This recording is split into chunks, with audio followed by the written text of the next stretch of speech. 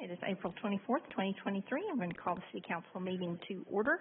We're going to begin with an invocation and ask Mrs. Tammy Steinberg to come to the podium.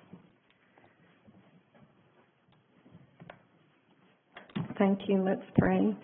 Father, we thank you so much for the opportunity to get to come together, and we just pray for your blessings on this meeting tonight. We pray for anointing of your Holy Spirit with wisdom, and we ask for your shalom, peace to settle over this meeting, and that you would guide and direct everything that is said and done. Through Jesus we talk to you. Amen. Thank you so much. Please join me in the pledge.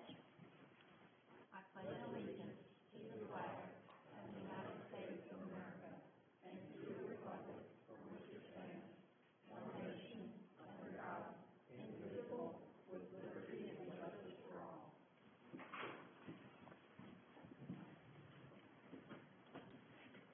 Roll call, please. Mayor Finley. Here. Councilmember Wroblewski. Here. Councilmember Spears. Here.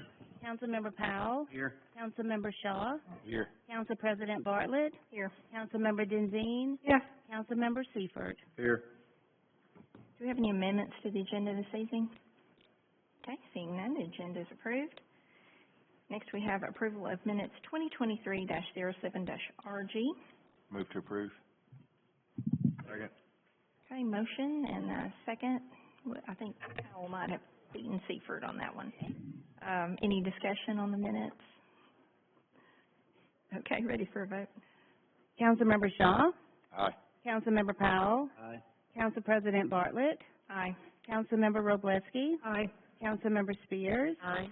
Councilmember Denzine. Aye. Councilmember Seifert. Aye. The motion passes. Under presentations and awards, I'm going to hand it over to the mayor. All right, and I'm going to ask Tammy and then come back up.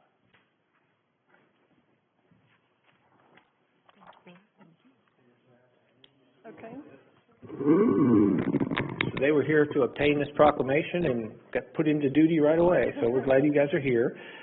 This is a proclamation for the National Day of Prayer, and its observance of the National Day of Prayer will be held on Thursday, May 4th, 2023, and it has been part of the national heritage since it was declared by the First Continental Congress in 1775 and the United States Congress in 1952 as a joint resolution, that the President shall set aside and proclaim a suitable day each year other than a Sunday as National Day of Prayer, in which the people of the United States may turn to God in prayer and meditation in churches and groups as individuals.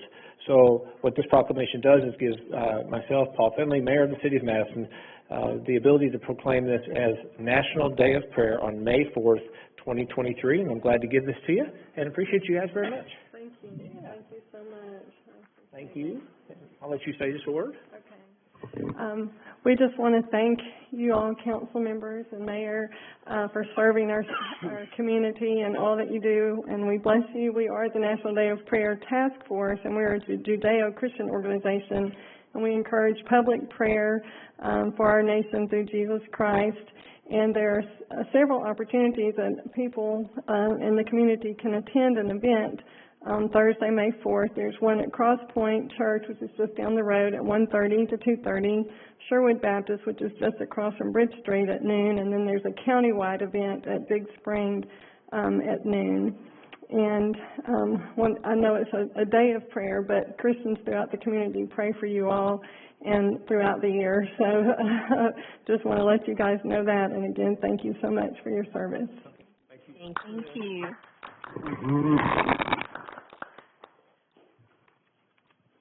Next, we have public comments pertaining to items on the agenda. Public comments on agenda-related items is limited to 3 minutes per person. Please state your name and the district that you live in. State the agenda item that you will be commenting on. Just a note that this evening we have public hearings on items 12A and B. If you have a comment regarding public hearings under 12A or B, please reserve those comments for that public hearing in which you will have 5 minutes to speak.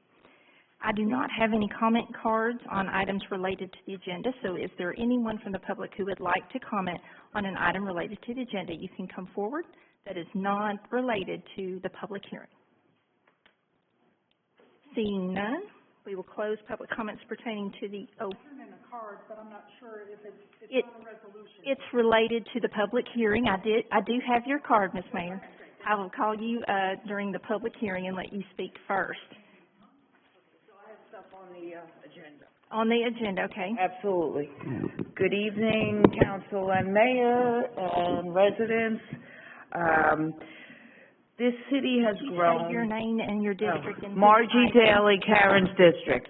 and This city has grown. Its hometown charm. I'm sorry, Ms. Daly, could you Can I actually, yield my time? you need to state the item on the agenda that you are addressing before you start. Can I yield my time back?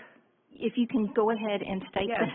I just wanted to say something nice, but okay. Okay. Okay, the barge invoice number 10, the Wall Triana 565, I don't understand, we have a full, engineer department, I don't understand why everything is going through consultants. Wall Triana and 565 improvements, I see it's going through consultants. Did AlDOT contribute anything to this intersection, or is it just the taxpayers of Madison? Ordinance 2023-076, the parking. The parking amendment looks like we're attempting to eliminate off-street parking or cars. The zoning ordinance, that's on a public hearing. You don't want me to speak on that? You need to wait Yield for the my public time. hearing. Okay. 2023-133R, the That in-finger. is also a public hearing item, so you can. 2023-145, Hughes Road improvements. Another $500,000 to consultants to improve Hughes Road. For, what's going on here with, is this the Mill Road development, and is it all on the taxpayer's dime? 2023-147R, the Stave Mill Estates. The map was unreadable. You cannot see any street names. Approving an unknown project for $500,000, and no one was able to see the map, so the public notice wasn't done. This will affect many homes, and public notice has not been given to any residents. Old Madison, Pike, Shelton, and Paul Portal area. I suggest to remove it from the agenda or a no vote, and separate the consultant's study from the work, because how can we know what the work is until the study is done? The actual project needs to be explained to the public, not hidden. Who is this for? Has Mill Road and Shelton project affected all drainage in the area? The reason is it's a landlocked parcel, shouldn't have gotten development. That's about it. Thank you. Thank you. Are there any other members of the public who would like to address an item on the agenda that's not a part of the public hearing? Seeing none, we will close public hearings and move to the consent agenda and Finance Committee report. The Finance Committee has met and gone through the regular and periodic bills to be paid and find everything to be in order. We do have one donation in the amount of $25 from MC Fluor. And There's another one for $100. there's another from Jay Caesar, an amount of $100 for the senior center. Okay, motion and a second. Any discussion? Ready for a vote. Councilmember Shaw, Aye. Councilmember Powell, Aye. Council President Bartlett, Aye. Councilmember Wroblewski, Aye. Councilmember Spears, Aye. Councilmember Denzine, Councilmember Seifert. Aye. Motion passes. Presentation of reports, beginning with Ms. All right, and just a couple quick ones. One thing that I received today from Roger is the first stab at the mid-year budget. So I want to thank all of our department heads. We've been meeting with the different department heads over the course of the last couple of weeks. They've been meeting with Roger. We now at least have their roll-up, and then we'll take the next couple of weeks to look through it and try to figure out what we can do. Again, budget's always tied directly together with what we want to accomplish in the city. So we'll have a list, if we add anything to it, of what it would also benefit for council probably by our next meeting. And then the other part of that is we're constantly working with the schools. I know Greg and Ranae and I had a meeting with them last couple weeks talking about their growth and our growth and making sure that we're working smartly together to manage the growth, but also maximize the infrastructure that we can. So I thought it was really productive to meet with them. I know already met with Mary Beth on some ideas that we have as far as some of the priorities that would come out that they were asking for. But it continues to be something I'm proud of, that we work with them on our growth. And then lastly, probably some stuff on city manager, but out of respect for how we're doing it, I'm going to wait until the end of the meeting if there's still time left then. So, okay. District 1. Yes, ma'am. I just wanted to have a couple of items that I'd like to mention. We had our cemetery committee meeting last Tuesday, and it's come to the committee's attention that some folks are going into the cemetery and cleaning the headstones, particularly of the older tombstones. That we have some that go back to the 1700s, and I know that folks are thinking they're doing the right thing by going in there with bleach, but they're actually corroding and destroying the tombstones. So we're working with our city attorney on a form to fill out, including what chemicals you're going to use and what guidelines we have. So at this time, I would just like to respectfully ask, I know the weather's getting nice and people are thinking they're doing a good thing by going in and working on these tombstones, and you wouldn't think that there would be folks that would maybe be doing that, but we would just respectfully ask that you not do that until we can get with our city attorney and our city clerk's office on a proper form on filling that out. There's a certain chemical that you can use to clean the tombstones, and we would prefer you use that rather than the bleach. Along with several other council members and the mayor, I went on a tour of Madison City Schools. We went to Heritage, the new middle school journey in James Clemens, and it was great to see the activity and all that's going on at our school systems, and great to see Journey Middle School, and it's just a fabulous, fabulous institution. Excited for that to open this August. And then I had the privilege and honor of going to Mill Creek Elementary School's career night, where I got to meet about 300 students and 600 parents, and I had forgotten how loud a cafeteria can be with 300 kids and 600 parents, but it was a fun night on Friday, and got to engage with the community and hear some really good questions from students on questions they had on what we do as council and mayor. So just want to again give a shout out and thanks to the PTA for inviting me. And that's all I have. District 2.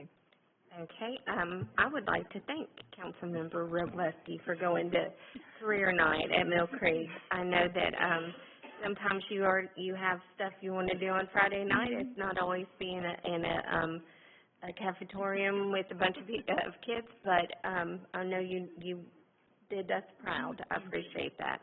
And that is all I have. Okay. District 3. No new business. District 4. No new business. 6. Yeah, I would like to talk about the fentanyl and teens event that happened. It was in partnership with the drug-free community. It was an excellent presentation. Each of the speakers spoke so compassionately about the problem. There was no judgmental. There was no, they're bad for doing that. It was, how can we help? And there was one particular person that did have issues, and they met with her afterwards, and they got her the help that she needed. And it was just a wonderful event, and I'm so proud of our city schools for taking on this important subject and working with the partnership for the drug-free community. They're a very good organization within the city, and I appreciate all that they do. I'd also like to thank Dr. Nichols and the school system for the bus tour. It was wonderful going through the schools. The kids are just so excited. The ones in the elementary school, they were so sharp. The ones that gave us the tour, you wouldn't believe that they were so young. They could be up here with us, I swear. They had such excitement for what they were doing, and we're so involved, and we're just so happy to be there. And so I really do appreciate going through that. And that's all I have for tonight. Thank you. District 7. Only thing I have, and I'll point it out, but I'll let Mr. Howell bring this up later. Well, I guess Mr. Howell, actually, Fire Chief Bailey. But I appreciate the continued partnership with HIMSI and the ambulance that we've been able to utilize that was out of service or at kind of towards the end of its life at HIMSI. And I appreciate that continued partnership. So thank you very much. Okay, thank you. I just have a couple of things. I attended a ribbon cutting for Lanier House, the tea room in downtown Madison last week, and a ribbon cutting for BJ's in town Madison, along with Councilmember Shaw and Mary Beth. And wow, what a celebratory day that was. I know the mayor would have been there, but he was flying back from the Space Symposium, and we were so excited to, I guess it wasn't a ribbon cutting, it was a groundbreaking, wasn't it? That's right, it was a groundbreaking and a ribbon cutting for Lanier House. We had the James Clemens drumline there. It was just a very fun event. I think we're all just very excited at the revenue that BJ's is going to generate and some of the other businesses that continue to come into town Madison. So that was a very, very happy day. Okay, and next we're going to move to the board and committee appointments. The first 5 appointments, A through E, are individual council appointments. They do not require a vote by resolution. So each member could have listed this under their line item, but because we had so many coming up for appointment or reappointment and we had a couple of vacancies, we thought we'd put them all together under board and committee appointments. So we're going to begin with place 1. Yes, ma'am. Thank you. I would like to appoint Mr. Patrick Friel to actually continue the term of Mr. Kurt Potts. Mr. Potts resigned early, so that's why you'll see that the date is different. Mr. Friel is actually completing Mr. Potts' term. So with that, I would like to, well, you just said we don't have to have a vote. So that's the reason. I know there might be some question, well, why is 125 and 127? He's completing his term. Okay, thank you. Place 2. And I would like to appoint Mrs. Phyllis Smith Campbell to place 2 on the Madison Police Citizens Advisory Committee. And that was for a 4-year term. Yes, for a 4-year term. Okay, and place 4. I'm going to appoint Mr. Frank Fletcher. Again, he's been on there the past couple of years and said he'd love to stay on there again. Okay, place 6. I will be reappointing Rebecca Collin Franz to the committee. She will now have a 4-year term.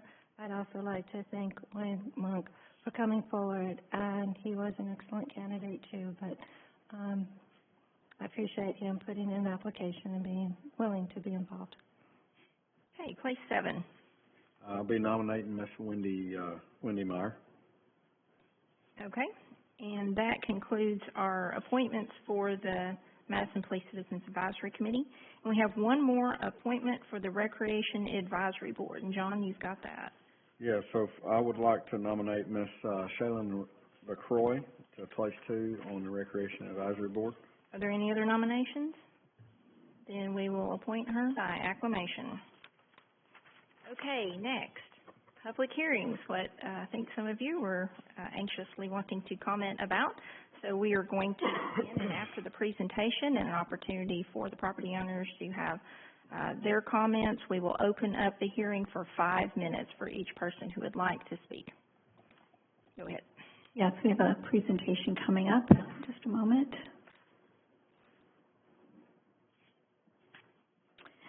This item is for proposed ordinance number 2023-76. This is to amend section 5-15-1 of the city zoning ordinance as it pertains to parking space requirements, specifically to mini storage facilities.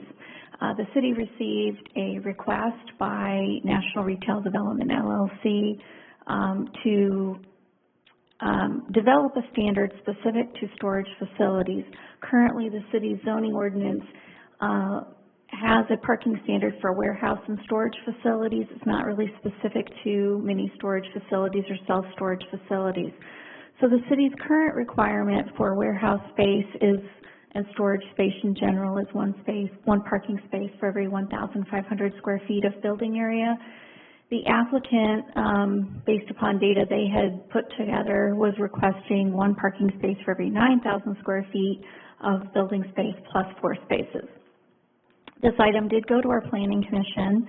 As part of the analysis that we presented to Planning Commission, we did a survey looking at what other jurisdictions require, and you can see it's kind of all over the map. Some cities have parking standards for self-storage, mini storage facilities based upon the number of storage units. Athens, for example, 1 parking space for every 20 storage units. Columbia, Tennessee is 1 space for every 10,000 square feet. Huntsville, you can see, does a minimum of 3 spaces plus 1 for every 75. So it's really kind of all over the map. So we decided to take a look at what the existing storage spaces in the city of Madison are requiring. So we actually went back and looked at Google Earth and time-lapse photography. Johnny on my staff did that, and we took a look at how many cars were in parking lots of the storage facilities in Madison over the given course of a day, year. And we also took a look at Institution of Transportation Engineers data related to parking for these kinds of facilities. And so based upon those two data sources, we are recommending a parking standard of 1 space for every 7,500 square feet of storage facility, and then the support office that would go for the storage facility. So we wanted to take a look at what that would result in for a facility. So we have this scenario of about 120,000 square feet of total building, which would include 795 storage units within that, and then, you know, the leasing office. And so this table shows you all of those different jurisdictions that I mentioned, the parking that their standards would require, and then you can see the staff recommendation at the end. So you'll see that the mode number there, right, hovers right around 16 or 17. So we're recommending would require 16 spaces. Likewise, if you look at Institute of Transportation Engineers, I'm showing there the max peak demand is 16, which is the same as what staff is recommending. If we applied Huntsville standard, only 14 spaces would be required. So you can kind of see Athens requires the most at 40. So we feel pretty comfortable with the standards that we're recommending, that they would provide adequate parking for a facility. It's a little bit, it's 1 space less than what the applicant was suggesting. We generally would prefer not to have a facility be overparked, but they could certainly provide more parking if they wanted to. And that concludes the presentation, other than to say that the Planning Commission supported the recommendation, and we didn't have any commentary at the Planning Commission meeting on this item. Happy to answer any questions you may have. Okay, we're going to open the public hearing.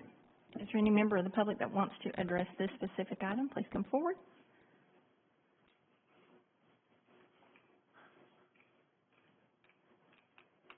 Okay, so it's going to be 16 spaces for 750 storage units. Now, I noticed, I have a storage unit right on Old Madison Pike. Madison Boulevard. It's actually in Huntsville. But they also have parking for the RVs, and I guess you can rent, you know, a space to put your RV in. So is this eliminated since they only have 16 parking spaces? Is it eliminated that they cannot park RVs there? Cannot? I'll answer after you. Okay. So that was my main thing, and that nothing else in the parking ordinance gets changed, because I noticed that, like, there's no max, no minimum, no max on some of the items in parking, and I noticed that some get a half of parking space, and I'm a little worried about that, because the last city that I lived in, Jersey City, I mean, we had access to street parking. I had to rent a garage for my car in the city. But here, we do not have access to street parking because of the ditches on both sides of the road. So I'm a little concerned that I see that the parking is so limited in that ordinance, because the whole thing was listed in the agenda packet. And these new 4-story buildings, what are they going to get? 1.5 parking spaces for each unit? I mean, that's going to be detrimental, especially right here on Mill Road. The one on Shelton looks like it has plenty of parking for those homes. But when you start putting up 4 stories, there's going to be at least 1 car in every unit. We can't make cars go away yet. I know the council's on track for 2045, but we have to keep in mind of the taxpayers that are currently paying the taxes and building our city, and keep us, you know, that we don't have to worry about we got to park next to a ditch or drive into a ditch, because we're limiting the parking spaces on these multi-level, multi-family dwellings like right here on Mill Road. That's all. Thank you. Thank you. Is there anyone else who would like to address the council with regard to this proposed ordinance? Seeing none, we will close public hearings and let Mary Beth come back to answer those questions. Yes, in response to the question, first, we're not proposing changes to any other parking standard. It is just establishing a standard for mini storage and self-storage facilities. And with respect to the question regarding the RV parking, typically a mini storage facility. The current versions of them don't typically have RV parking, but the RV parking would be in addition to the parking that would be required for the individual student storage units. Okay. Any other questions for Mary Beth? Who would decide that, how much space would be allowed to have for RVs? Is that part of it at all?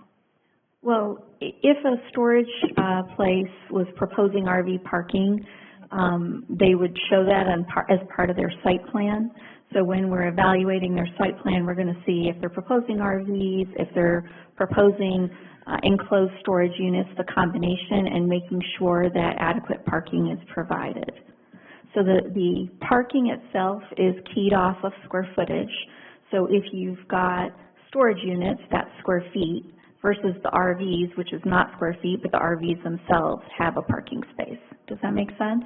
Yeah, but my question was more direct to the parking area itself. Do we have any limits on how big that can be at all? So you mean in terms of how much area can be devoted to parking versus how big the parking space is? Devoted to RV parking. I see. We do not have a limit. If someone were to propose RV parking in their, as long as that use was permitted by the zoning district, you know, it might, if it allows for RV parking, they may propose all RV parking, but it would only be if it's someplace that allowed RV parking. Okay, but we don't have a standard for it? Is it? I'm just asking for clarification. We have standards that say where you can have RV parking and where you can't have RV parking. And where you can have RV parking, somebody could propose to have all RV parking. They have to meet landscaping requirements and setback requirements and that type of thing. Okay, but we don't have any set standards. We do have standards. We have standards about landscaping. We have standards as to where it would be allowed. Right, that's going to be a function of the size. So if you have a 1 acre parcel, you'll be able to get so many parking spaces. If you have a 2 acre parcel, you'd be able to get so many spaces once you do the geometry of what your setbacks and so forth are. So it's a function of how big the property is. But if for a given property, we don't say you can only have, you know, RV parking lots themselves can only have 20 RVs. We don't have any kind of standard like that. Okay, so somebody could conceivably come in and put in quite a large one of those. They could. There's a self-storage facility, the Guthrie Storage Facility, that has currently been developed on County Line Road just by the railroad tracks. They've got a combination of buildings, and then they basically have pole barns and they've got where you can store boats and so forth, and then they also have RVs. And so that's a fairly large site, but if you drive on County Line, you'd see that they have a combination. And that's zoned industrial, that particular property. Okay, I guess that my question probably isn't quite to this, but should we be looking at something like that so we don't end up with a huge RV parking, you know, in an area that is more residential or something like that? Well, we wouldn't allow them in those areas. So that's where, zoned that. Yeah, so most of our, we don't have a lot of industrial properties near residential. There is some. We do not allow this type of use in our B2 district. So it is allowed in B3, which is Highway 72, Madison Boulevard. There's one B3 property on the northern part of County Line, but it's developed with a center. So I'm not thinking it's going to be an issue next to residential. Okay, I guess I'm thinking of the one that we approved right down here in the corner by the work session. We're talking about just the voting on the, like we're chasing a rabbit. Okay. Okay, well I don't know which one you're talking about that was approved for storage. It was off of between Hughes and Old Madison Pike? Right. So that one is B2, and it's only allowed to have an enclosed facility. They're not allowed to have RV parking in a B2 district. Okay. Thank you. Sure. No, that's perfectly fine. Before we open up to any more discussion, could I have a motion and a second for this proposed ordinance? Second. Okay, motion and a second. Is there any other discussion Or any other questions for Mary Beth? Okay, then I think we're ready for a vote. Councilmember Powell? Aye. Councilmember Spears? Aye. Council President Bartlett? Aye. Councilmember Wroblewski? Aye. Councilmember Shaw? Aye. Councilmember Denzine? Aye. Councilmember Seifert? Aye. And motion passes. Your next public hearing is resolution number 2023-133-R, and this is to authorize a reimbursement agreement with Enfinger Development for the construction of a roundabout and portion of a roadway at the intersection of Hardiman and Madison Branch Boulevard. The reimbursement agreement is in the amount not to exceed $1,393,898. And just bringing us back down memory lane, you'll recall that the council approved a development agreement for what was called the HIMSI project, is now branded as the Madison Branch project. And this is a slide that was shared with you as we worked on that development agreement back in December. And you can see in the lower portion the two segments of blue line right here. The blue line represents effectively existing right-of-way, what we reported as existing right-of-way at the time back in December of 2021. And that development agreement basically stipulated that the city would improve the existing right-of-way, and the developer has the responsibility, and school districts, because the school borders a portion of this, to take care of the red segment. Meanwhile, the developer is going to be dedicating to the city 80 feet wide right-of-way for that entirety. So once they complete the red portion, they're going to dedicate that plus some over to the city. The city would always have the ability to widen it in the future. It's going to be developed as a 2-lane road, and the ability is to widen it in the future. So after the development agreement was approved, we ended up completing a traffic study, or had the developer complete a traffic study to ascertain what the right improvement was for this intersection of Hardiman and Halsey Drive, right there. And what the traffic study showed is that the residential development itself, which is about 204 single-family homes, could work fine with what we call a T intersection. We'd widen Halsey Drive, obviously, to make it out as a better road, but it could work. However, with the school traffic anticipated, and you can see the blue school site there on the exhibit, with the school traffic that's anticipated, a roundabout's really necessary at that intersection and would allow traffic to flow better than putting in a traffic signal. Traffic signal is obviously another option. So we took the roundabout plans to the Planning Commission back in May of last year to have them approve what we call location, character, and extent for the roundabout. The developer has had a contractor put together all of the detailed cost estimates for the roundabout, which is how we get to the $1.3 million or so, almost $1.4 million. There's a little bit of a contingency budget in there of about $53,000. The developer is ready to begin the work. Once we've got 2 parcels that we need to acquire right away from. So we're asking for your approval for the reimbursement agreement, just to further this project along, and happy to answer any questions. Do we have anybody from the property here for the hearing? The developer is not here, no. Okay. Yeah. All right, then we're going to open public hearings, and we have a comment card from Ms. Mayor who wanted to address this item. So I will let you come up first. You have 5 minutes. I also have a card for the later part. Okay, yeah, you can just give it to her. That'll be great. Thank you.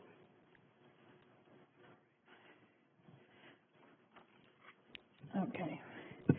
So on this resolution and this reimbursement agreement with Enfinger Development. Okay, first of all, I'm Bernadette Mayer. I'm in District 5, Miss Bartlett's district, and I live in Heatherwood. Okay, on this resolution, the reimbursement agreement. Okay. So it's to be paid out of the general operating account, as is stated in the agenda. Okay, I request that this decision be tabled until at least next city council meeting. I understand absorbing all the information that Mary Beth presented and it is a follow-up to things that have happened in previous meetings, which I do understand because I was also there. And I do appreciate the input today about the meetings with school administration, and I do know from last year we did not have that much growth. And I do understand that, oh yeah, the plans for the school there is going to tremendously help this developer want to develop these homes, and they'll be very attractive for, obviously, home purchases there. But these are some of the reasons that I really feel like this needs to sort of be paused and looked at a little more carefully. I believe we need a thorough look at our city's financial obligations during this current budget year, because obviously taking out of general operating, it's taking it from somewhere. Also to review all the planning building permits which have not had finished work with construction. There's a lot of open-ended stuff, and who knows with that finished construction what is going to be needed for city obligations for road and other infrastructure. We have many roads and infrastructure needs on repairs and improvements. I was blown away with the recent March 27th City Council meeting when a long-awaited sidewalk along Mill Road from Bradford Creek Trailway to county line for $40,700 was finally approved in the engineering budget. And a city council member said he was excited about this as it has been on the radar since 2016. It was resolution number 2023-115R. I don't know if this is the same area that a gentleman came for a public comment several months ago to the city council meeting, and the first thing that Mr. Finley said out of his mouth was, "We can't afford it." Okay, if it's something like $40,700, we can't afford it, but yet we can pay out $1.3 million out of general operating to have a roadway area developed that we currently don't. I mean, you know, yes, it's planned maybe, and yes, it'll help in economic development, but I'm not sure if a decision needs to be made tonight. I think this is something very, very serious. With our city revenues growing from $59.9 million in 2017 and expenditures growing from $46.9 million in 2017, how is it a fraction of the money cannot be spent in a small way that has significant impact on residents' quality of life? Like I said, the sidewalk project for $40,700. Also, in the 410 City Council meeting with engineering resolution number 2023-135R for engineering design service on project 23-004, Huntsville Browns Ferry 3-lane widening from Holiday Boulevard to Oakland Church. They indicate this is a high traffic area. The master plan has it going to 4-lane roadway, but only has funding for three lanes. Okay, so is something like this more of a priority than this future development issue? Also, engineering stated it would be years down the road for other state funding to run that. To me, some of this might be a priority over this Enfinger project, which again, like I said, and I understand it's an economic development, and is this appropriate at this time? I would hope City Council would objectively look at all the data and delay a decision on the Enfinger project for better analysis. I have not examined current budgets nor revenues and expenses, and I'm not sure how much access I have with this information. I understand I can look at some information on the website, but, you know, I don't know how much I can really look at. In the meantime, twice at City Council meetings there has been a discussion on operating on a $16 million budget. At the last Tuesday forum, Madison Forward Speaker and Madison Governor Transition Committee member Mike Oliver, appointed by Mayor Finley, stated we have an $80 million city budget. So is that what we're going to? Some insiders have more information than the general public. The Madison Forward co-chair in his letter to editorial printed in Madison Record press release also stated $80 million budget. I know I'm out of time, so I'll have to spare the rest of my time till later. Thank you. Thank you. Is there anyone else who would like to address the council on this public hearing item? Okay. Jennifer Coe, Ashley States, District 5. So I hadn't had a lot of time to look at this today, so I remember I was at the Planning Commission, and I did come to the City Council meeting when Mr. Enfinger said he was going to build the road extension for well, the former Halsey Drive, and it was going to extend to Mayfield. And I remember them going back and forth. I remember Ms. Denzine going back and forth about the 80 feet, and he was going to dedicate the 80 feet right away. And he said he was going to build the road. Now, I didn't dream that, right? He said he was going to build it, right? Okay. Because that's what I remember. He said he was going to build the road. But it looks like we're taking out, we're going to take on debt, even though you say it's out of the GO. First of all, let me just say, okay, Mr. Enfinger was going to build the road extension, and it was going to connect with Mayfield. So there's that. Why are we paying Mr. Enfinger to build the roundabout? I can think of at least 2 roundabouts that the City of Madison employees have designed and built. We have the technology already. We can buy concrete and gravel, and so I'm not exactly sure why we don't just build the roundabout rather than pay Mr. Enfinger $1.4 million to build it. Because we can build a roundabout. They got a great one at Miller. And Public Works did that one. Turned out great. Okay. Now, also, this advertisement was taken out, but they broke the links on it. So the notice, the original notice for this is pursuant to Amendment 772 of the Constitution, as per the Amendment 7 that we just passed, which would, it's because we raised the statutory debt limit to allow for the city to take on more debt. Now, why are we taking on more debt for this? Because that is what the original ad said, is that this is for economic development. So because it's for economic development, first of all, what are we going to put a Circle K inside this roundabout? I don't understand. How does it really pertain to economic development? And I guess I really will just wait to get the answer to that. Thank you. Thank you. Is there anyone else who would like to address the council on this item? Margie Daly, Karen's District, Marion Drive. Okay, so I really don't get this. What is happening to our engineering department? We now either give the money to developers or consultants. So do we even need an engineering department any longer? We have an engineer, an assistant engineer, at least 2 girls in that office, secretaries or assistants, whatever they are. And here we go giving Mr. Enfinger $1.4 million almost. Why? We have a public works department. We have an engineering department. Our old engineer, Gary, did all the work on his own. Now we have an engineer's assistant, kind of like the city manager thing. We're not on that right now. I understand the public hearing is on Enfinger, but it's kind of the same thing that we're trying to push here. Now, you're talking about an 80-foot right-of-way, and I also hear 2 parcels to be acquired. Is that by eminent domain, or are we purchasing them, or is this private land that we're going to acquire? How's it going to be acquired?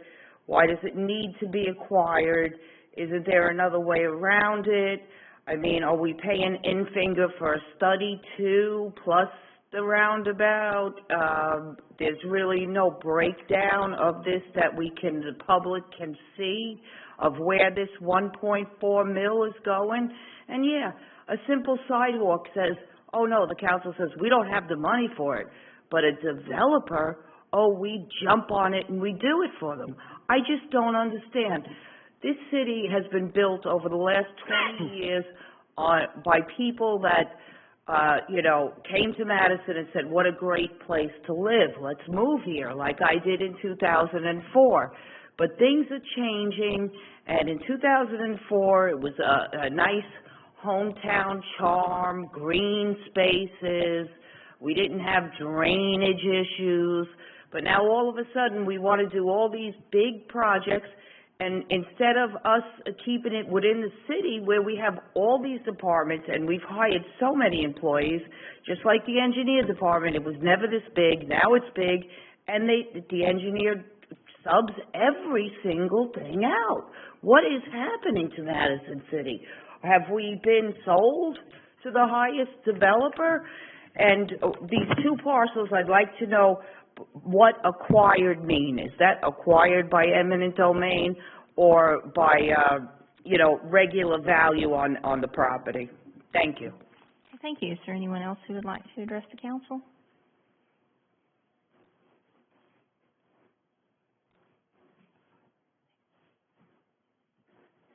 Good evening, Jocelyn Brower, District 4.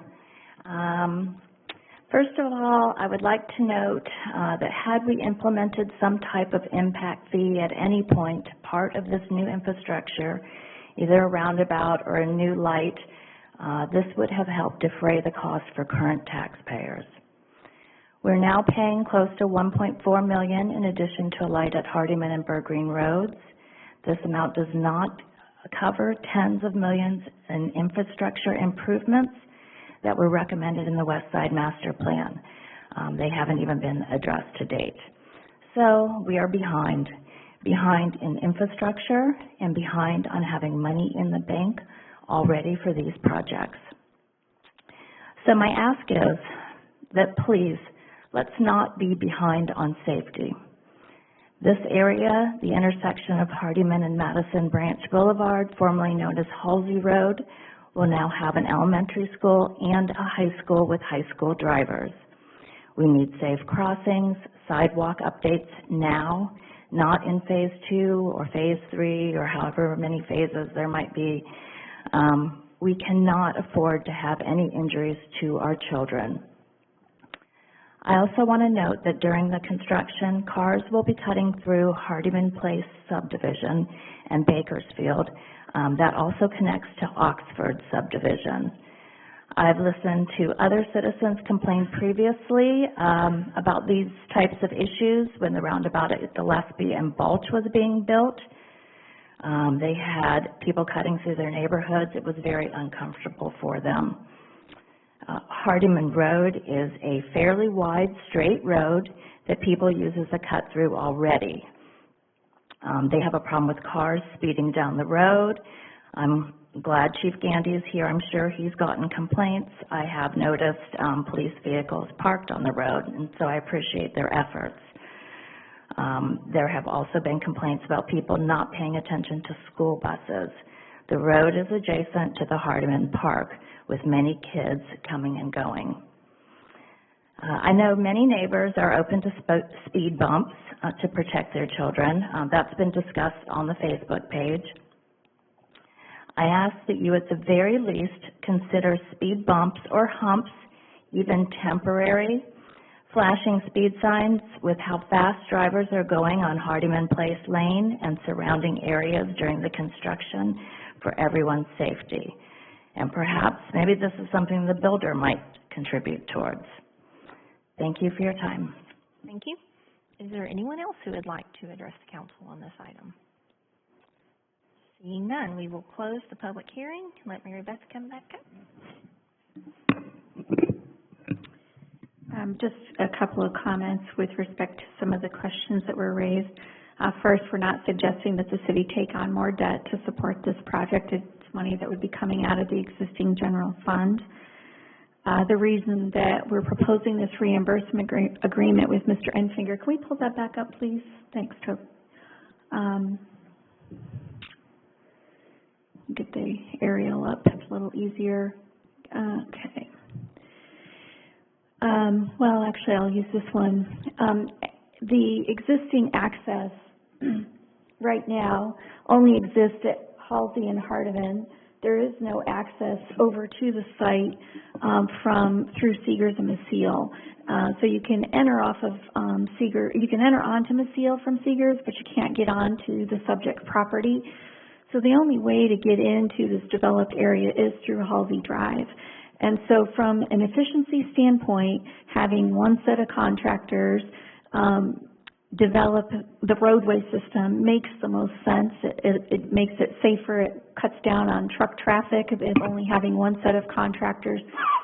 So because Mr. Enfinger has that responsibility of doing all of that red segment, and the city has the short segment of blue there at the beginning of Halsey Drive over to Hardiman, we collectively, the city staff, thought it made sense to enter into this reimbursement agreement and have the developer do it. Again, based upon actual contractual costs. The city used this model one other time, and that was for the Avenue project downtown, where the CLE company built Shorter Street from Sullivan over to existing Shorter, and then the city entered into a reimbursement agreement with them. We'll be receiving copies of all the actual invoices from the contractor, double checking it, making sure that we're only paying for the work that's on our segment of the roadway. This worked very well with the CLE company. We have no reason to believe it wouldn't work well with Mr. Enfinger. So we think it's a very reasonable approach. We think it results in the least amount of traffic congestion for that area. And we think there are safeguards in place to make sure that we're not spending more than we should be for that improvement. There are also a number of projects that are our Public Works Department is working on, so they don't have a whole lot of bandwidth. The school district is moving up its construction of the school by one whole year, and this improvement needs to happen so that it's in place by the time the school district wants to actually construct the school, so that there's access, because there's currently not access from Seegers. With respect to the right-of-way, there's just two parcels we need to acquire a small portion of, and we also acquire what's called temporary construction easement. So while we're not acquiring, say, that easement area, the construction equipment may use it for a laydown area, that type of thing. And so we have an appraiser that figures out what the cost of that is, and we make the offer letter to those two property owners for that. Happy to answer any other questions you may have. Okay, let's get a motion in a second before we open it up. Approve. Second. Okay, we have a motion and a second. Let's open this up for questions by council. So how are we acquiring the land? Is it eminent domain or? No, we make an offer letter through the attorney's office, and we, based on an appraisal, there's a fair market value, and we make that offer. Now, should the owners decide they want to question that offer, then we'll go through a process for that. Arbitration type thing. Yeah, we certainly wouldn't want to go through an eminent domain situation. Fair market value. Yeah. Thank you.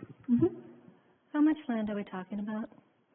For acquisition, it's just too small. I don't know the total acreage off the top of my head. I mean, it's two small strips, so we keep losing our exhibit prematurely.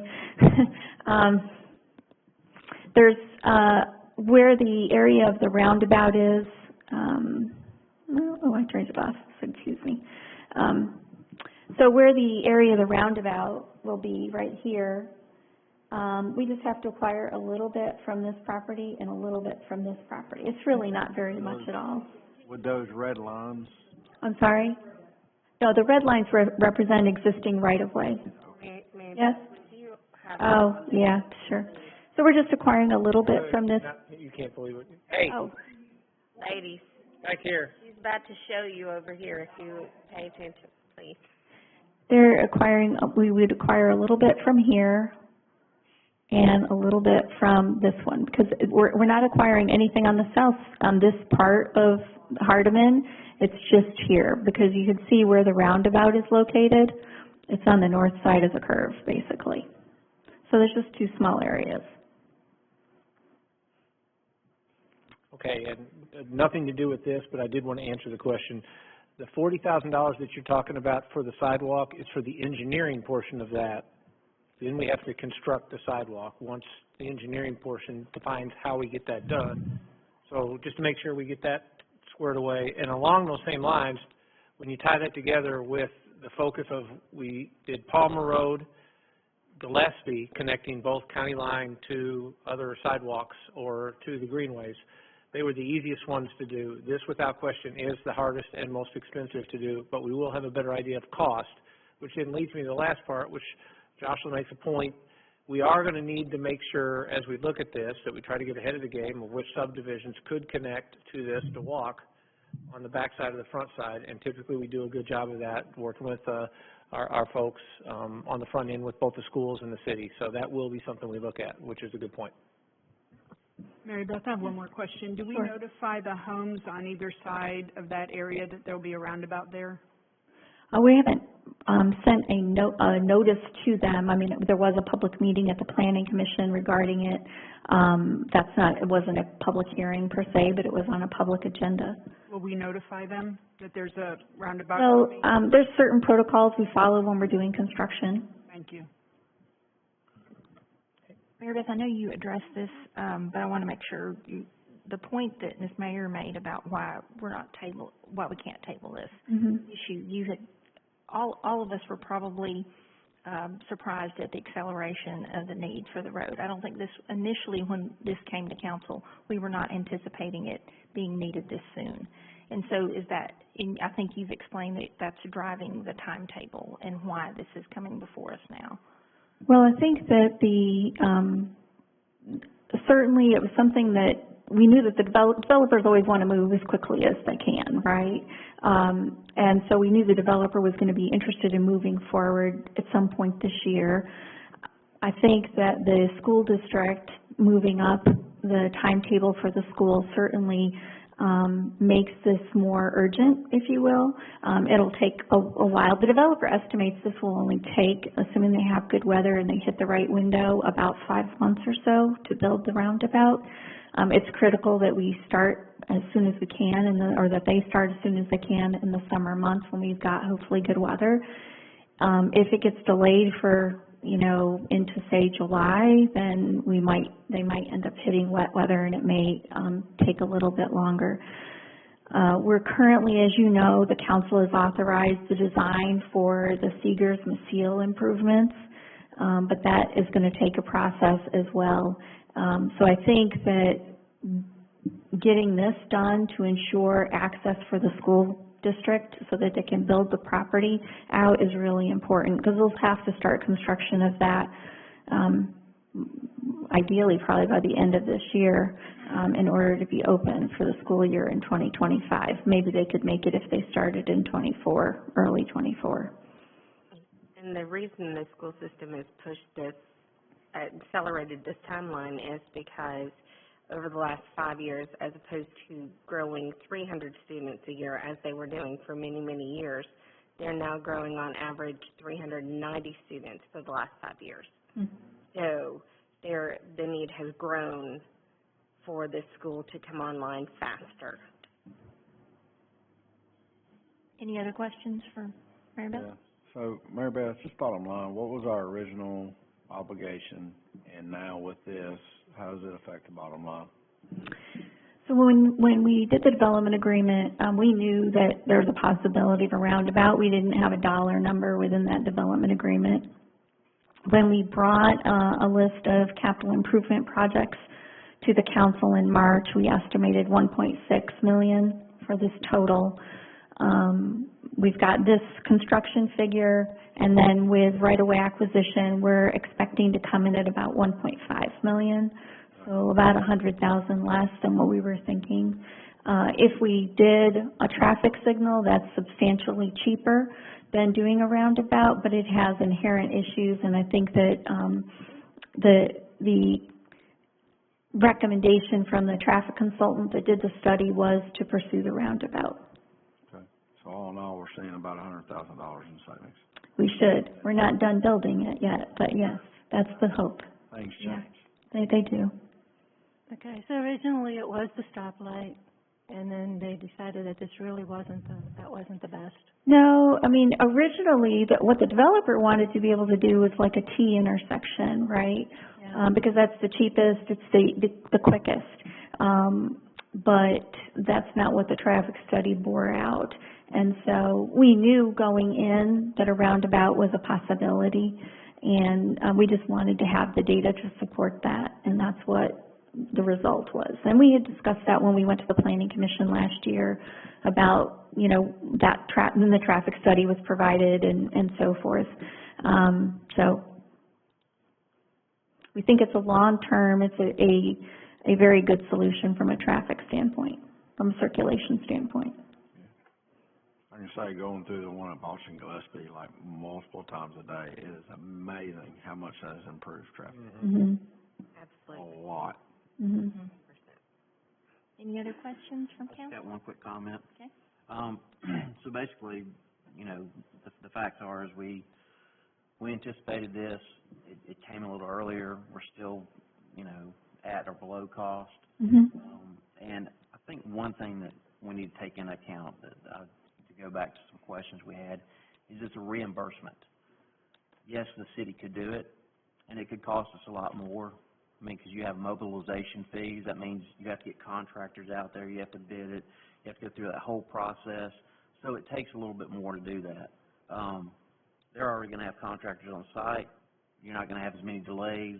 And it, again, from the standpoint of that, it just makes sense. So you don't have mobilization fees, and you're reimbursing. That means you're paying them back for the work they've done.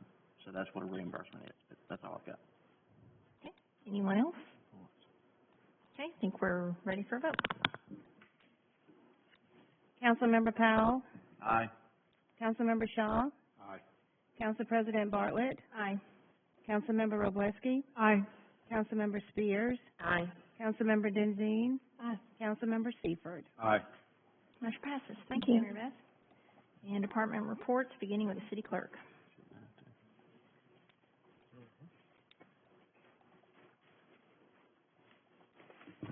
Good evening. It's time again for us to authorize the continued levying of our ad valorem taxes. So I have before you today resolution number 2023-102-R, authorizing the continuing levying of ad valorem taxes in the city of Madison at existing rates. Move to approve. Second. Okay, motion and a second. Any discussion? Ready for a vote? Councilmember Wroblewski? Aye. Councilmember Spears? Aye. Council President Bartlett? Aye. Councilmember Powell? Aye. Councilmember Shaw? Aye. Councilmember Denzine? Councilmember Seifert? Aye. Motion passes. Thank you. Lisa. Thank you. Engineering.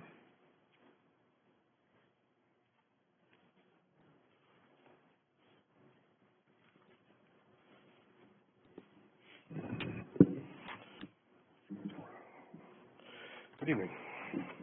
All right, first I have resolution number 2023-089-R. This is authorizing the city to accept a temporary construction easement for the maintenance and improvement of a drainage ditch project in downtown Madison. Move to approve. Second. Okay. Any discussion? Ready for a vote? Councilmember Powell, Aye. Councilmember Shaw, Aye. Councilmember Denzine, Aye. I'm sorry, Council President Bartlett, Aye. Councilmember Wroblewski, Aye. Councilmember Spears, Aye. Councilmember Seifert. Aye. Motion passes. Next. All right, next I have resolution number 2023-145-R. This is authorizing professional services agreement with Quorum Engineering for engineering design on project number 23-016, Hughes Road and Mill Portal signal improvement in an amount not to exceed $50,772. That's $50,772, not $500,000, to be paid from the engineering department budget. Move to approve. Second. Motion and second. Any discussion? Thanks for That's clarifying the number. Yes. I see the decimal point. Pardon? I like your number a whole lot. Yeah, right. A lot better. Yeah. So this is to add pedestrian function to that signal. It's something that we've had a lot of requests for. The crosswalks are there, the sidewalks are there, handicap ramps are there. It just doesn't have a button or the signal, so we're trying to add that. Okay, ready for a vote? Councilmember Powell, Aye. Councilmember Shaw, Aye. Council President Bartlett, Aye. Councilmember Wroblewski, Aye. Councilmember Spears, Aye. Councilmember Denzine, Aye. Councilmember Seifert. Aye. Motion passes. And finally, I have resolution number 2023-147-R. This is authorizing a professional services agreement with Garver LLC for design recommendations on channel improvements along the major drainage ways in the Stave Mill Estates area in an amount of $125,230 to be paid from the engineering department budget. Move to approve. Second. Okay, motion and second. Any questions or discussion? Could you show us the map of exactly where that is going to be, Councilor? Sure. I've prepared a little PowerPoint and some pictures. This is, so I'll just go straight to the map.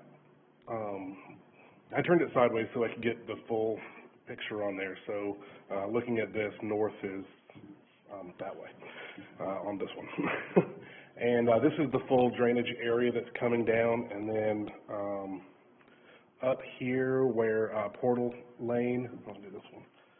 Up here where, this is Portal Lane right here where it meets Shelton Road is kind of the bottom of that drainage area. All this drains to that area and kind of runs into a ditch that is bordered on the north side by the railroad track, and this is sort of the fallout from that.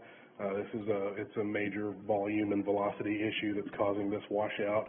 Huge gullies. These are probably, you can't tell from the pictures, but these are probably 7-8 feet deep in some areas. It's already caused some failure there on the right side of that area, and then you can see the train tracks in that section. So what we've got, and you can read the full scope of work in the packet, but Garver is going to go through and they're going to survey these areas. These are kind of in the rear of yards in that Stave Mill area, so that they can do a full drainage analysis for these huge drainage areas that are going to that area. The larger one, kind of on the bottom, which would be west, is 255 acres, and then the larger one is 127 acres. So they're going to do a drainage analysis, kind of figure out what we can do upstream to kind of solve this problem going forward. Possibly doing some improvements to the ditches themselves. There's some existing detention ponds within that drainage area we might be able to improve. So that would be kind of a long-term solution. And then they're going to also look into what we can do in this area right here to stabilize what's happened there and kind of either build those back up or arm room for future, so it doesn't keep happening. Okay, is this currently affecting anyone's property? Pardon? Is it currently affecting anyone's property, what you'll be doing? Sure, yeah. So I don't have the aerial, but there's a house. So I took these pictures today. So there's a house just to my right when I'm taking this picture. Then this ditch runs between two lots. It's eroding those side yards too on the south side of Portal as you reach Shelton Road. So it'll be improving their property? Not necessarily improving their property, but it'll stop the heavy erosion within that easement.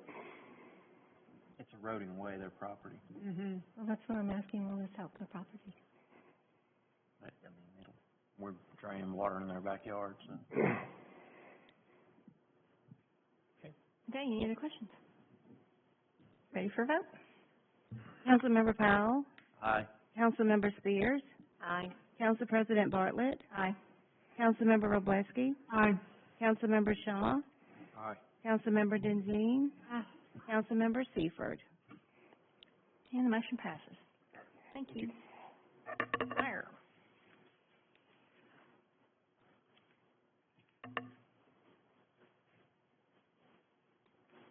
As John spoke about a few minutes ago, this resolution speaks to the great partnership that we've got with HIMSI. So I just want to speak about that just for a second and then ask for y'all's consideration of this resolution. So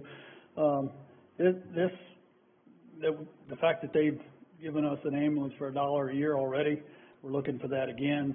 Same ambulance, we've already got it wrapped, so this will be great for another year. And a great example of our partnership. This morning we had a full arrest at a restaurant down on Madison Boulevard. We get there quick, take care of the patient, bring him back. HIMSI gets there right there with us. Hopefully he was talking, I think, right? He was answering questions by the time we got lost. Yeah, so another great example of our paramedics and their paramedics working really well together. We've only got this ambulance for those just in case times because they get really busy since they cover the whole county, as you understand. So it's been a great partnership so far. We're going to just try to renew that one more year. So asking for your consideration for resolution number 2023-150R, authorizing renewal of the lease of an ambulance with HIMSI in the amount of $1 a year to be paid from our budget. Second. Motion and second, any discussion? I just want to add, when he talks about the amount of services and trips that HIMSI makes, just kind of numbers wise, and I'm going off memory here, so John, help correct me if I steer too far from the truth, but Over the past few years, it's been like 160 some odd, 165 trips a month, I think. Or no, excuse me, a day. Over the past, I know at least past maybe year, I know this year's been quite heavy. It's been almost 200 plus, I think 212, 213 or something a day. We've hit numbers recently of 175 transports a day and 275 responses a day. Okay. So our volume is really gone up, especially this year. Yeah, so quite significant. And so with the amount that they do, and then having this to be able to augment, time is of the essence, and having that is a key help to the city. So thank you. Another reminder that you made me think about in our partnership. In they do an EMT class. In their last EMT class, we had three medics, or 3 EMTs now, that we're hiring now guys that are not EMT when they come in, and their next one that they're getting ready to do, again, three EMTs of ours, or 3 people, members, firefighters that need EMT are going to go through their program, and their program is top notch. So just another example of the partnership. Okay, ready for a vote. Councilmember Powell, Aye. Councilmember Seifert, Aye. Council President Bartlett, Aye. Councilmember Wroblewski, Aye. Councilmember Spears, Aye. Councilmember Shaw, Aye. Councilmember Denzine. Aye. Chief, maybe you can get us a ditch count next year on this. Yeah. Okay, John. Human Resources.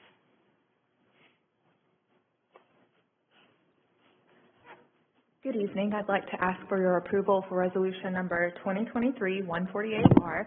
And this resolution is to approve an agreement with IT employee Garrett Galat to obtain his cybersecurity degree from Western Governors University. Under the terms of the agreement, the city will pay for this course of study, which has about 19 different cybersecurity certifications as requested by the city's auditor. And Garrett will agree to remain an employee with the city for 4 years after he completes his course of study, or pay the city back on a prorated basis.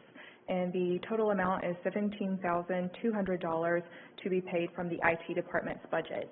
And with that, I'll take any questions that you have, and Chris is here in case you have any technical IT questions. Move to approve.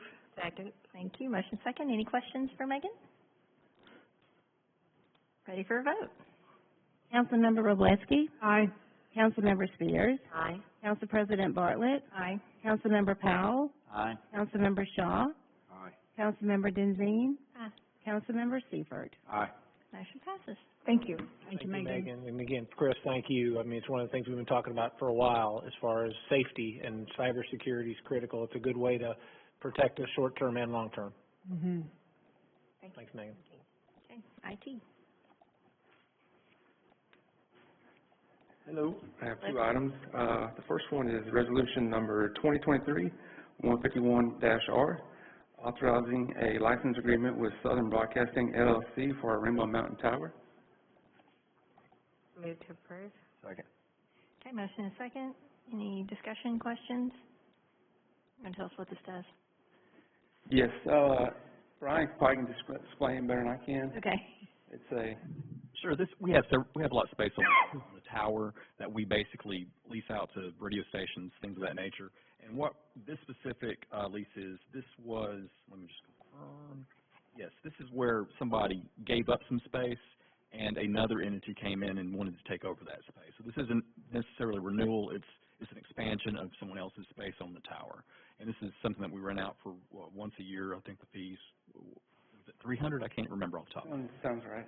$300 a year. So. Okay. You ready for a vote? Councilmember Spears, Aye. Councilmember Shaw, Aye.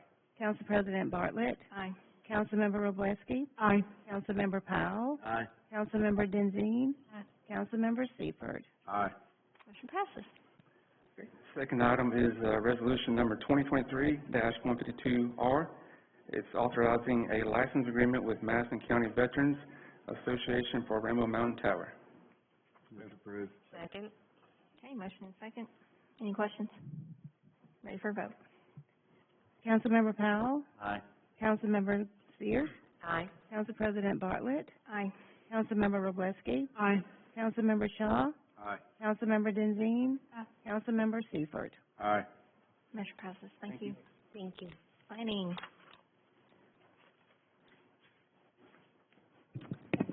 Okay, first item here is proposed ordinance number 2023-137, and this is the first reading. You may recall at the last meeting we also had this as a first reading, and we ended up modifying it slightly, so we're asking you to do a first reading again. But briefly, this is the Acadia project. It's a townhome project under construction on Royal Drive, and what this ordinance would do is convert a portion of an existing open easement to a utility and drainage easement. You can see the red line there it's the east side of the property. And from that red line up, if you will, that's all an open easement. It's an open easement because there's floodplain there. What we're recommending is that a 5-foot wide strip of that open easement be converted to a utility and drainage easement. It would allow them to put rear yard fencing within the utility and drainage easement, and that's why we're recommending that. So again, this is the first reading, and we'll be back at your next meeting asking you to take action. The next item is proposed ordinance number 2023-138, and this is for vacation of a portion of utility and drainage easement located within the Heights at Town Madison Boulevard. And you'll see on this exhibit the or dashed area that parallels Town Madison Boulevard. There's an existing 20-foot wide easement that runs along the roadway. We are recommending vacating half of that, or a 10-foot wide area, which is that hashed area. 10 foot of the easement would remain. In that remaining 10-foot easement, there's an existing water line. And the reason that we're recommending this is kind of a nuance to the code compliance. This property is zoned T&D, traditional neighborhood development, and in our T&D ordinance, you can only have a maximum setback of 20 feet. There's a min of 6 and a max of 20. So in order to get them to comply, we need to vacate some of the easement once you look at siting the houses on the property. Utilities have signed off, staff has signed off, and so we are recommending vacation of basically half of that easement. Move to approve. Second. Okay, motion and a second. Any discussion or questions? Ready for a vote. Councilmember Wroblewski. Aye. Councilmember Spears. Aye. Council President Bartlett. Aye. Councilmember Powell. Aye. Councilmember Shaw. Aye. Councilmember Denzine. Aye. Councilmember Seifert. Aye. Motion passes. Thank you. Police.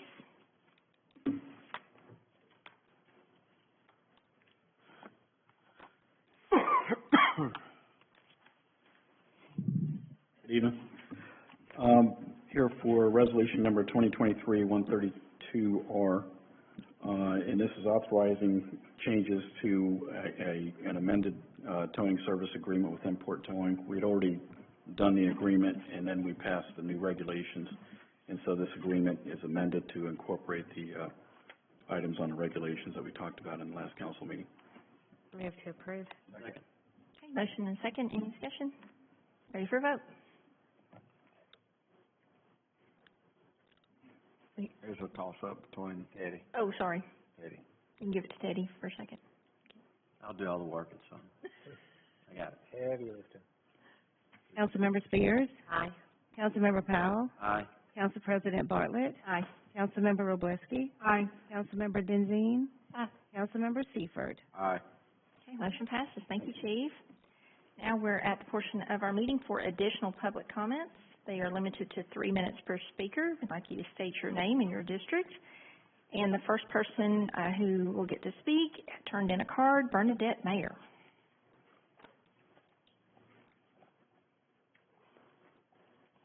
Before we start our time, a couple of the members don't have the mic turned to them, Mr. Powell and Mr. Seifert. Sometimes I can't quite hear everything because, for whatever reason, it's just, the mic would be better closer to your mouth. That way we can hear a little better. I'll use my outside voice. Okay, all right. So anyhow, it was better this time than last time, meeting time, okay. So, okay, for my additional comment time, of course, you know my name, and, you know, I'm in District 5. Okay, the time that I didn't get to use earlier, I just wondered if our city's going to be operating on an $80 million, a 33% increase from their $60 million, or will there be more gradual increase in the city budget? Again, I'm not really privy to all. I mean, I could probably try to attend planning committee meetings and, you know, finance committee meetings and all that kind of stuff, but the more transparency you have to residents, and especially all the questions that we've been having, and it's been very good that we've had a lot more discussion and a lot more comments, a lot more input, so there's a lot better understanding from public that's here as well as watching, you know. But anyhow, I just felt like this, you know, $1.39 million, almost 2%, not quite 2% of annual budget based on $60 million, is quite a bit of expenditure. You know, what's not being taken care of or what's being delayed with this kind of expenditure out of general operating account, or is it out of your margin and you've been getting more revenues in? I'm not exactly sure, but I don't really know what's being taken care of, what's being delayed, what, you know. And I do understand, and this is the first I know, that all of a sudden that elementary school is going to get moved up 1 year and with population growth, but I'm not really sure. I've been seeing those population growth and the urgency, but again, I'm not privy to a lot of the information that you all are. So, and I'm really not opposed to Enfinger, you know, doing the work based on all the other comments, and I do understand about construction. My family has been in construction in Wisconsin, so I'm contingent about all that. I think the city has been better about some of the walkway and safety issues, and I do think that a look on the safety on this roadway, as from what public comments have been said today about the schools that are going to be there, to have those kind of things in place.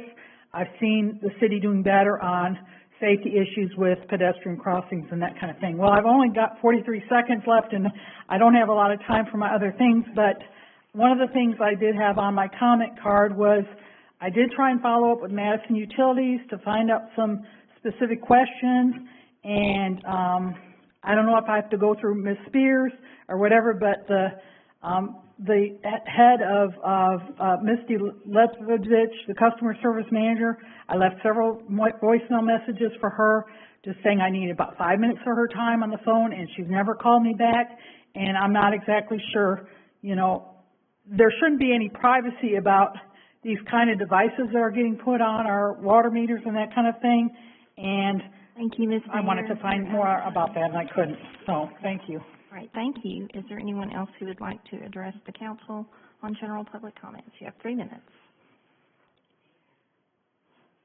While Ms. Coe comes up, I just want to say the budget is online. If you go to the finance department, you can click on and see the complete budget.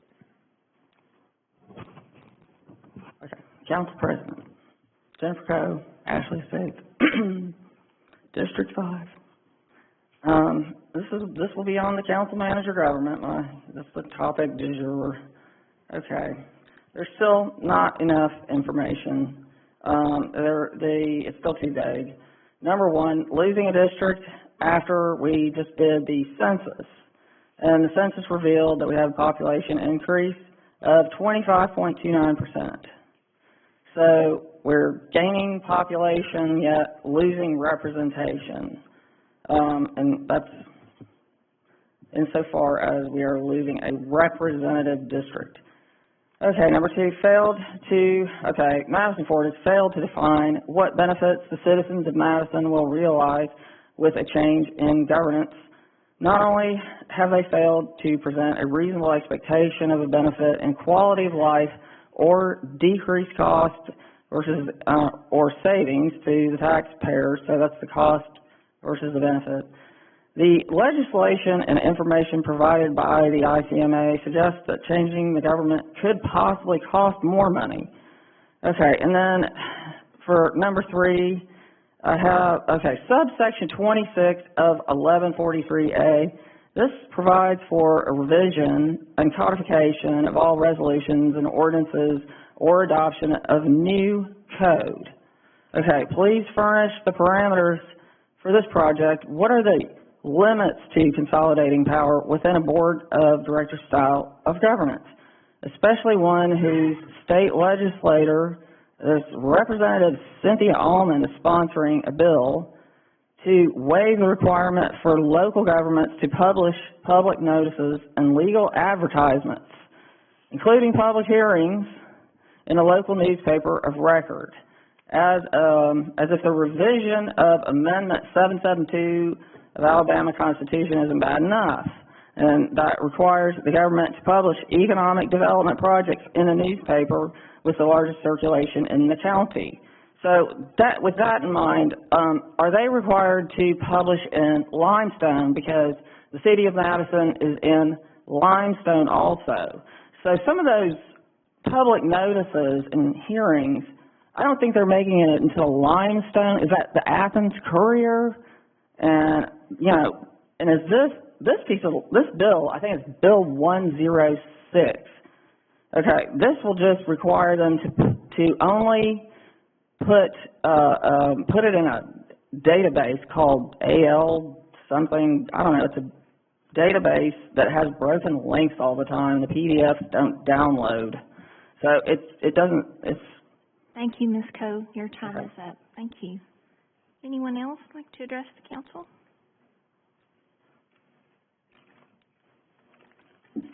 Margie Daly, Karen's District. I purchased my home in 2004. I chose Madison City for the hometown charm, green spaces, low crime and low traffic, and the government openness, as many did. Fast forward 20 years and we see everything we ran from happening in Madison City. The current council has a different vision than most of the population we currently have. When and how our vision did a 360-degree turn to multi-level, multi-family rentals, I don't know. The council is fast-tracking 2045 while ignoring the health and safety of the current citizens. LED lights have been put in many neighborhoods without consulting how far the light reaches. We have black holes in many neighborhoods. We paid $6 to $8 million. This needs to be corrected. We had 2 fatalities and 1 in critical condition, pedestrians being hit, and 1 car accident at night on County Line Road. County Line and Hughes Road have unsafe lighting.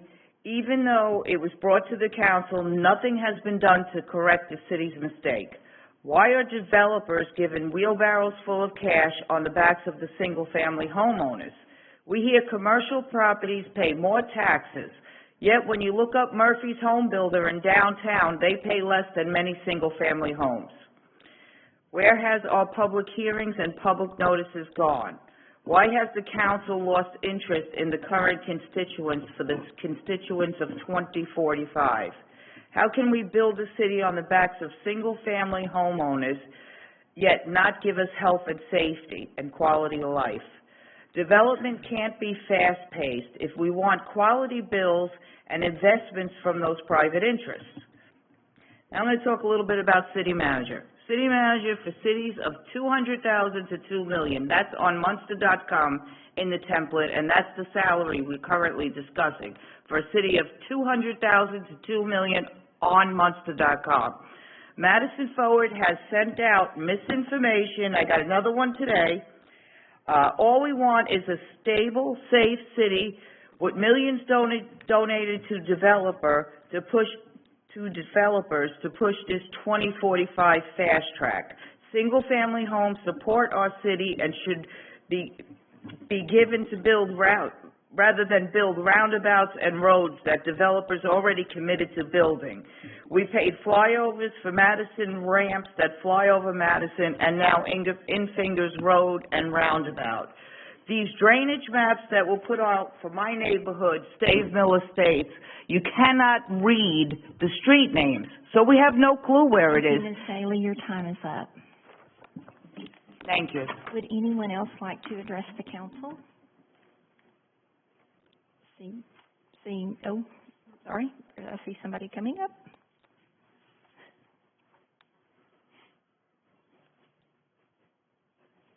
Good evening. Hello. Rick Mikowski, District 7. The International City County Management Association was asked to come to Madison and give a 90-minute presentation this past Wednesday on the advantages of a council manager form of government. Someone asked, who requested ICMA to come and who paid for it? The reply was the librarian requested the meeting, and ICMA paid for it. The answer to that is hard to believe, but our city officials must have known about it, or at least approved it in some way, shape, or form. The next question is, why does an international organization have such an interest in the government of small-town Madison, Alabama? The quick deflecting ICMA reply was, because we are interested in good government. Let's think about that for a moment. If that were true, why not spend ICMA time and their plentiful resources focused on the governments of China, North Korea, Venezuela, even Ukraine? And then how about things like Chicago, Detroit, LA, and so forth, instead of Madison, Alabama? An even bigger question close to home is, why are you, our city officials, allowing an international organization to exert their influence and agenda on our small town? Why do you think we need this international help? The ICMA meeting was actually a good, in that it was a reset to step back and take a look at things from a different angle. The simple but obvious point that came out of that was, we already have a city manager, and we call that person the mayor. The job is to represent the city and also to run it as our executive. Paul, that is you. We do not understand why you are abdicating your responsibilities we elected you for by supporting the shift to the council manager form of government. Council, this also applies to you. If this passes, the thought of a distraction of 2 years of playing the office game, everybody trying to figure out how this will actually work in our city while trying to do the city's business, is not healthy for the city. Thank you for your time. Thank you. And I think that's the last person that stood up during public, oh no, there's another one? Okay. Okay. Sorry. To Mrs. Coe's comment on... Did you state your name and your district, please? Sorry. I'm Alan Sullivan, District 5, live in Cliffs Cove. I'm pro city manager for a pretty simple reason. I think it brings more efficiency, but I also look at it, we've got a great council here. I really trust everything you all do. We've got a great mayor. But we've not always had a great council and a great mayor. And so one election away from something that doesn't work very well, we've seen it in our past. I really think the city manager provides that cushion that we need in order to make this work. There's a lot of evidence that shows, an IBM study, it's about 9.7% more efficient than it was without it. And there are lots of other data points. The person that came here from ICMA, I think, laid it out pretty nicely. It really makes a lot of sense for a city our size and our situation. We're landlocked, but we're still growing. I don't know how big we'll ultimately be. I've seen a lot of numbers, but certainly bigger. We need to make sure that we can squeeze every single dime we can out of every dollar that we have in order to survive as a city. Thanks. Appreciate your time. I'll leave you with a minute 38. Thank you, Mr. Sullivan. Okay, anyone else? Last call for public comments. I think we need to address the fact that we didn't. Okay. All right. We're going to close the public comments, and then we have miscellaneous business and announcements. Yeah, I just want to go from two things. One, that wasn't our endorsement. If a librarian made that phone call, that's on behalf of someone else. This council and mayor had nothing to do with that meeting and no idea who was coming to speak at that, period. You know, I think one of the things I've learned throughout this entire process is, at this point, how many people care about your opinion now? What do you think? Which is, you know, I have a lot of thoughts and opinions, but I can tell you this, my thoughts and opinions have matured throughout this entire process. You know, one thing that I realized, even in my own little trek through all of this, having lived in this position and knowing what it takes to get this done, is recognizing I'm okay with a community discussion on it. As a matter of fact, I go back to the 2020 election, And when we were all campaigning, one of the first events that we were there, people were talking about transparency. And at that point I said, we're very transparent. We just can't make you care. You have to take the time to invest yourself to these meetings or our website or your time to care about city government. This has made people care about our city government. And I think everybody on this dais is thrilled that there's more people paying attention to what it takes to manage this incredible city. I'm so passionate about Madison and proud to have worked with folks for the last 10 years in multiple positions, council, boards, our department heads, and our employees. We've got an incredible city, and regardless of when you moved here, if you moved here in 1995, traffic sucks. If you moved here last year, traffic's pretty darn good. Doesn't matter when you moved here, your kids are in a safe community with incredibly good schools, with wonderful jobs, great churches, and good recreation programs. There's a reason people keep moving here. This discussion has people of quality on both sides. We as a community will pick what makes the most sense. We always do. And however it works, the responsibility that we'll have, whether it's staying here and doing what we were elected to do, or helping this community transform into something that's new and different, we'll be ready to do it. But I'm proud of what we've accomplished, and I don't want to give it up. I like the way it works. But this community deserves the right to have that opinion. Let's keep it for these last 2 weeks professional and positive, because everybody who's caring about it is going to make our city better overall. So sorry, I've been kind of quiet for a long time, but everybody looking at us to try to manipulate something, and the reality of it is we're just not afraid to have an open discussion on what it looks like 10 and 20 years ago when we can't control it, when this community will make a decision on who does. Any other announcements? Okay, motion to adjourn? Motion to adjourn. Moved. All right, we are adjourned.